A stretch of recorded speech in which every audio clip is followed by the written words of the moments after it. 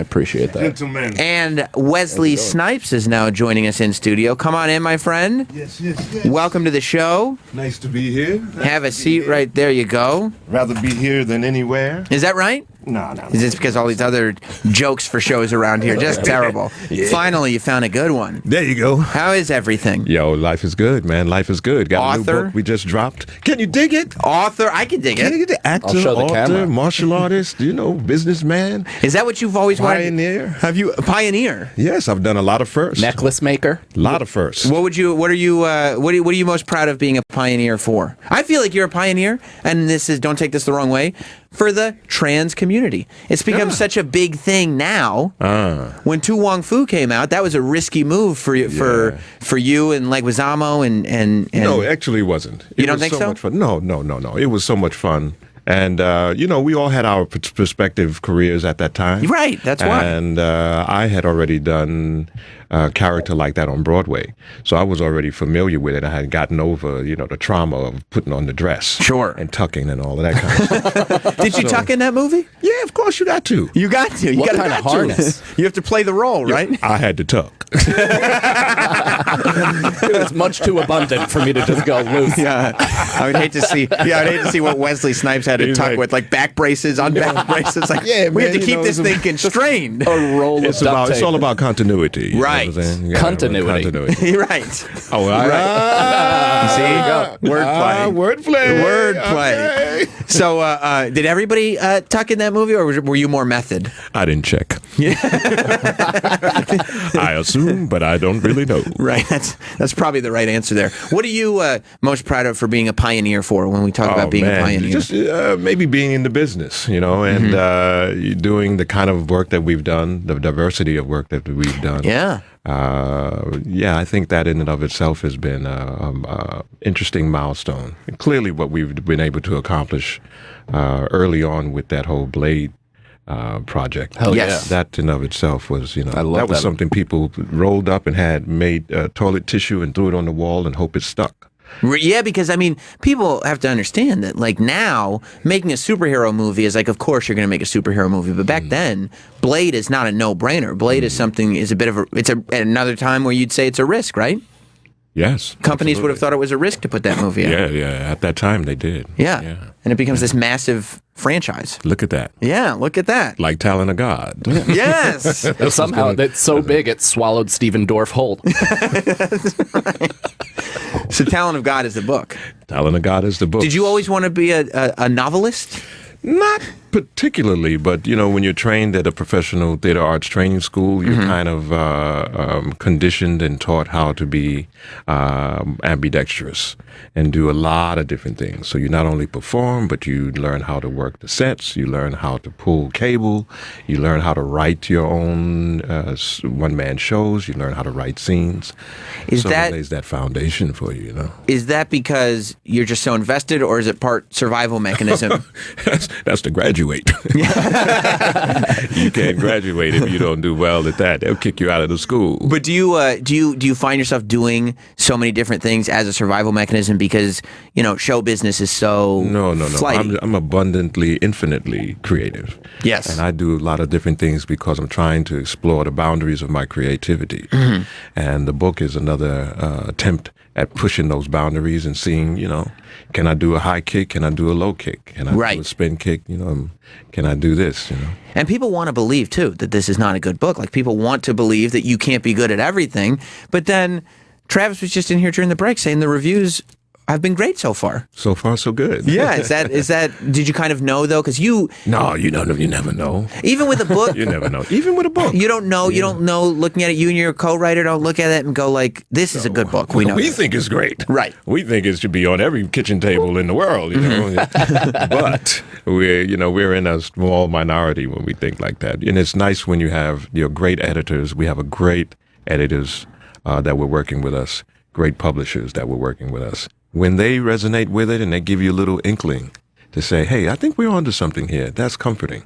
But Right. at the end of the day, at the end of the day, it depends on the fans and it depends on the readers. Well, and your name is on it. It's not representing the editors. It's like that's what's interesting. Right. Like from being a comic, I have immediate feedback and I kind of know which way to go based on that. But for writing a book, you have the feedback of your editor and your friends and stuff like that, but you don't really know what it is or how it's being received until you release the thing. That's right. And it's already finished. You can't change it. That's Yeah. right. Yeah, That's right. And that's something. Yeah, you. I've been in a couple of bad movies like that too. If you really talk about it, it's like, what? That was not the movie I signed up to be in. Have you had that experience where you're like, on paper, this looks great. We're filming. This seems great. And then you go and see this movie and you're like, what is this movie? We have a movie coming out now titled Armed Response. And it's a co-production with Gene Simmons. Oh, nice. Gene Simmons from Kiss. Sure. His new shingle. And a partnership with WWE. Right. They have a multi-picture deal with WWE, and we, Monty House Studios, we have a multi-picture deal. So we decided, I would join the crew, I would join the ensemble for Gene Simmons' new film. Right. And then I get sent the poster. Right. And the poster is only me. I'm like, yo, what happened to Gene? What Seth Rollins is in this? Right. Seth Rollins is in this. Right. Gene Simmons is in the movie. Yo, Gene's like, I kind of Snipes watched is it the and I only took my guy face off. on the poster. Have you seen the movie? Nah. Nah. But you're sitting there like, I don't remember this being a Wesley Snipes full. I'm telling you, this is exactly what we asked them, Right. the marketing team. And it was like, yeah, but that was a part of the deal. I was like, whose deal? It wasn't part of my deal. So they started throwing it back and forth, I hope the movie's good, I get the credit. If the movie's bad, then it wasn't me. Right. Except that's your face being all over the poster. Yeah, man. I'm like, wow. Yeah, and look at that. Seth Rollins gets to go back to wrestling. Gene Simmons gets to do whatever he wants to do because it's a Wesley Snipes movie. And there was a person who wrote in one of these little blogs or tweets or something like that. Oh, this may be Wesley Snipes has come back. We'll see if it's a hit. Then great, he's on the rise again. But if it's not, his career's over. No. I'm like, yo, it's not even my movie. I'm an ensemble player. Right. Here. I appreciate the love, but spread it around. This is becoming your comeback story, and you're like, that's not. I don't know that I would have signed up for this as the comeback movie. I'm like, dude, they didn't even put Gene Simmons on the poster. It's Gene Simmons. Not even a tongue. Yeah, not even something. Not even his tongue. Put him in face paint. Whatever you have to do. Oh my amazing. God! The But nature that's of the game. That's the business. Do you Nature have of the to game. just like? Do you get mad at that in the moment and then just brush it aside because you have to move on to the next thing? Yeah. It's part of the business. Yeah. And look, it's a long journey. This is a marathon, right? And Absolutely. if one film doesn't work, hey, like Woody says, we'll get him next time. We keep working on it. Yeah. That's part of the reason why I got into writing the book, Right. which is very cinematic, and it lends itself as to be a nice template for what the film could be. Is that what you want? Has it been optioned yet? Monty House controls the rights to it. And we, at this particular point, have not put it out there. So we're going to see.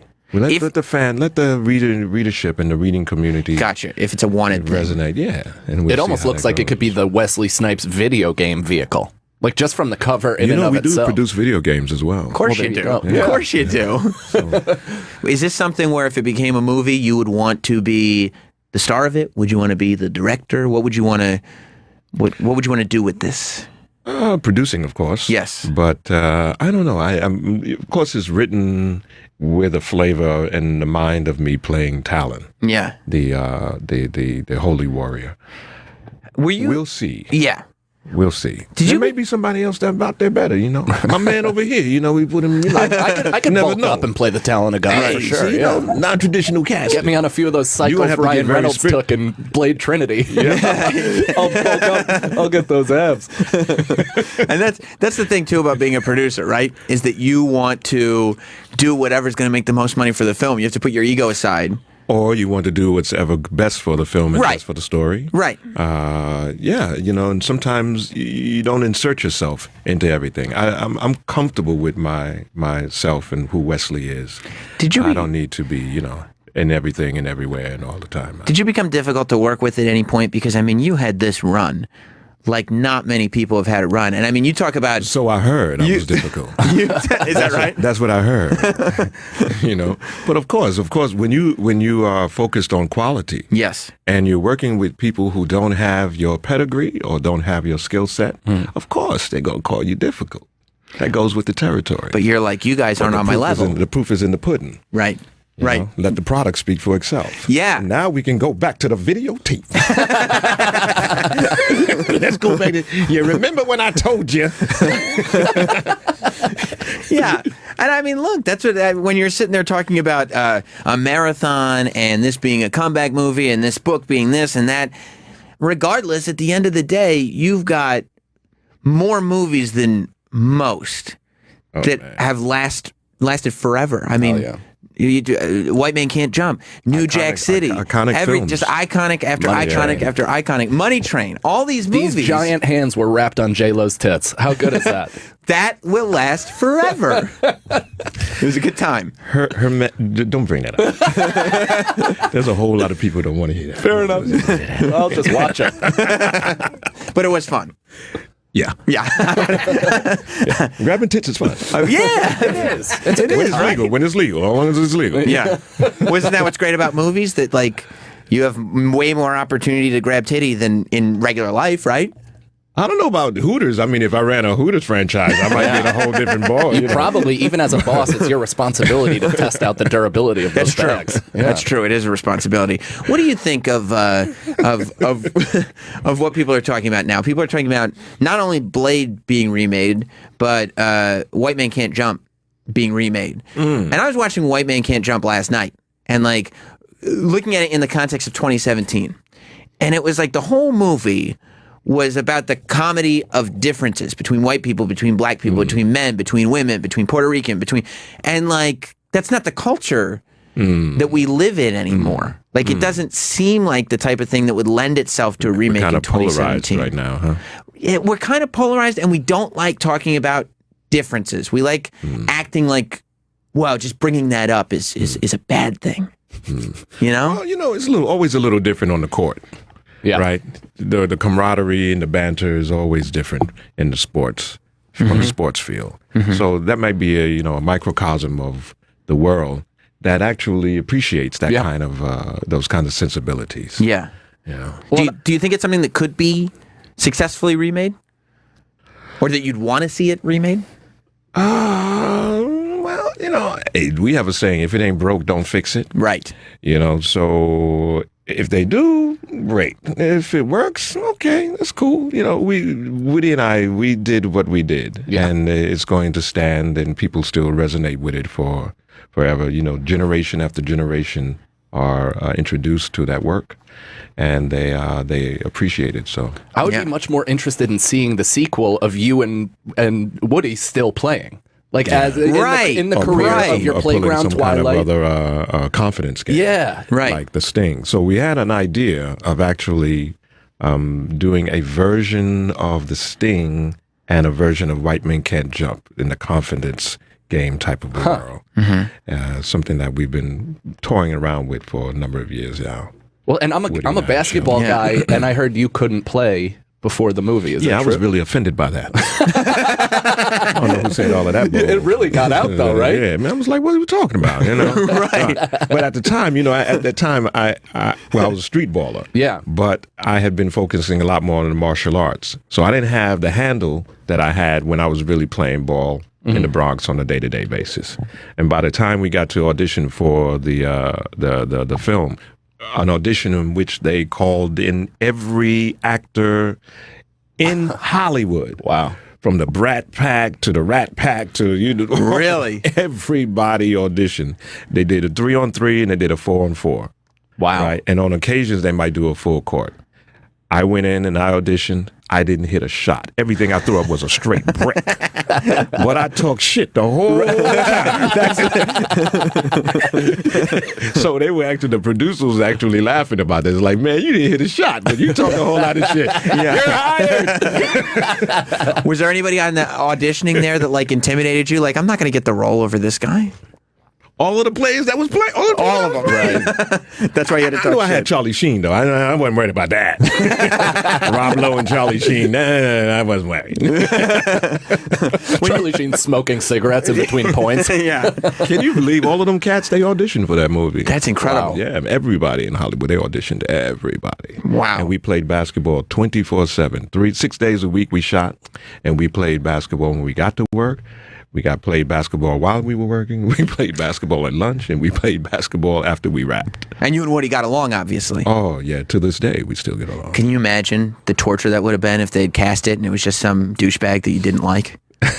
Like, how do you do it then? Very different movie. Right, I would think so. Very different movie. I think that scene where he's trying to get you in the zone and get you pissed off would have happened a lot easier. Was it how much of it was ad-libbed and how much of it was scripted? Because that's something we were talking about, that like so much of the shit talking, especially on your end, like there is so much shit coming out of your mouth at such a speed, but it's all like, God damn, did he say like you know what I mean? The stuff that Ron Sheldon, great friend, great director. He gave us a lot of leeway in that. He wanted it to feel like it does when you're playing street ball, you know, give us that freedom. So that kind of thing you can't actually write. Right. You know, and if you try to write it, then in the moment, you probably will forget the line. Yeah. So he gave us some freedom, but it was very well structured, very well directed.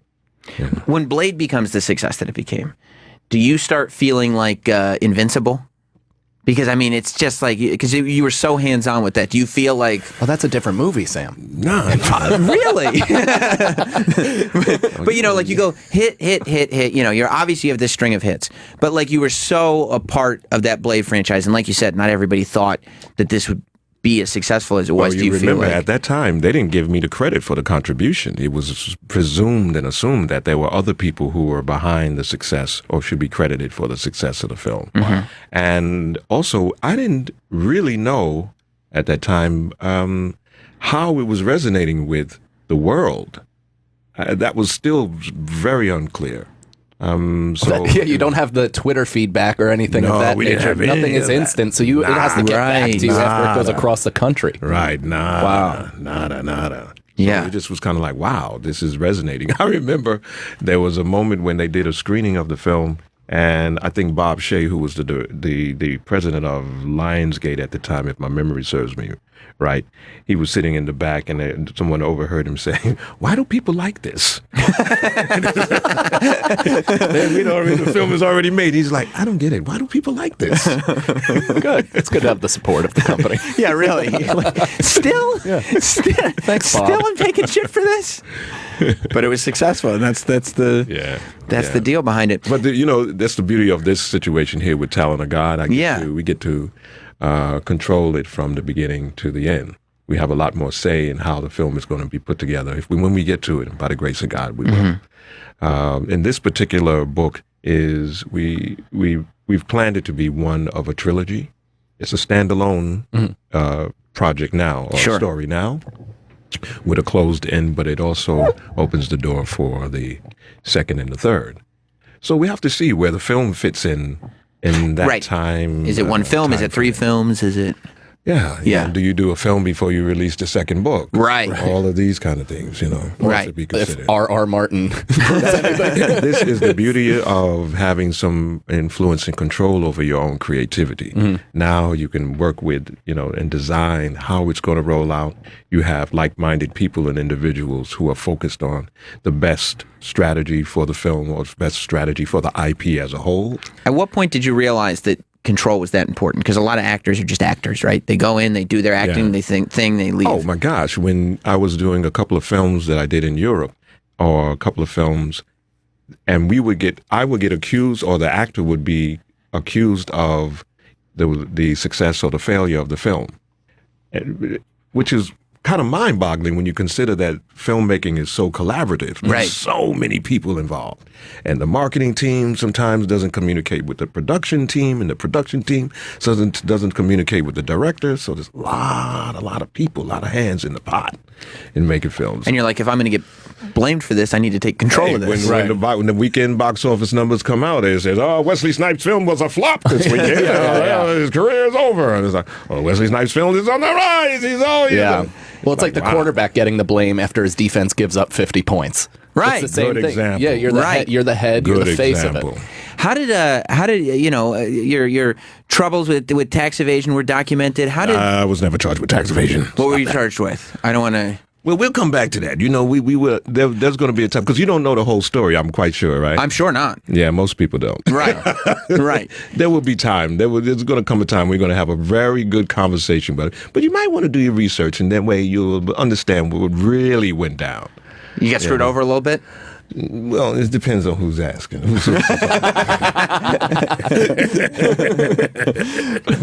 But I look forward to that conversation because I mean that's you having tax problems? I'm not yet, but I hope not to. Unknowingly, I'm quite sure. I make about There's a whole lot of people that won't admit that they have tax problems right now, too. I'm quite sure. Yeah, I'm sure the government has a problem with the amount I The whole studio just make. got quiet. No, don't bring up the T word. Don't bring up the T The word. whole studio got real quiet. Everybody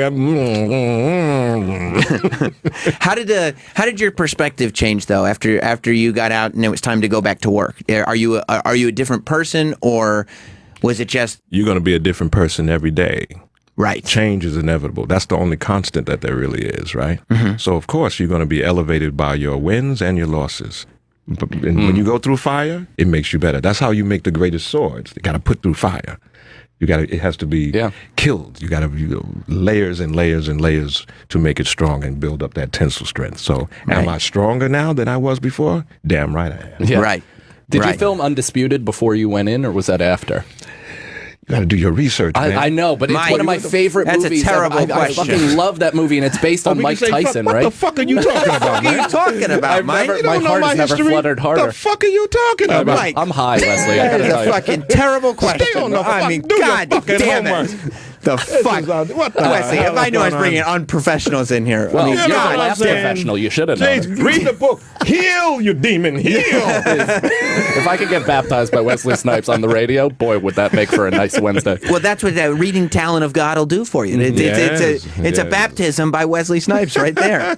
Everybody should check out this book, especially because it's a novel. It's like a supernatural thriller, as you said, cinematic. Faith-based supernatural thriller. Yeah. Where the forces of evil, the fallen angels, are having an ongoing invisible battle with the holy host and the warriors of light.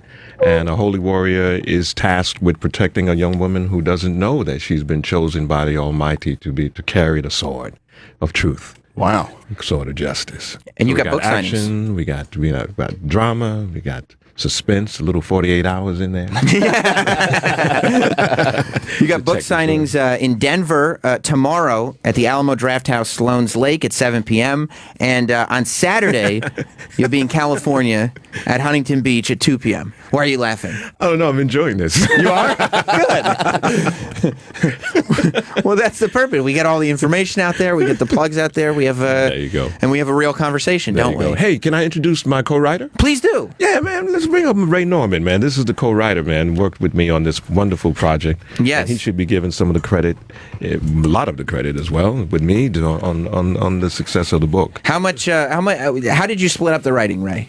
Well, it was a pretty even-handed deal. You know, we would exchange ideas, draft different scenes, go back and forth, and just kind of worked it out together. Great. And Couple of it was a days. project So, yeah. that we worked together over about little bit over a 2-year period. Yeah. Yeah. And you got along and you told the story the way it was meant to be told. A couple and of that's- days we spent in a hotel room, 72 hours straight. Wow. And just working, just grinding. So this is not one of these things that somebody puts his name on. This is a passion project. No, not the same place. This ain't fake news, man. Right. Exactly. No fake news here. Well, everybody pick up Talent of God. I mean, Wesley Snipes, you have so many fans across the world. I'm sure the book is going to be a great success, and it's always good to see you have another talent get unleashed on the world. So More to come, if you're more to come, more if to you're in come. Denver or Huntington Beach, go to the book signings, and if not, just go out and buy the book. And thanks both of you Enjoy. for Thank coming you. in. Thank you. Be inspired Congratulations. Yes, and keep the faith. keep the faith indeed. Keep the faith. And we'll be right back with more after this.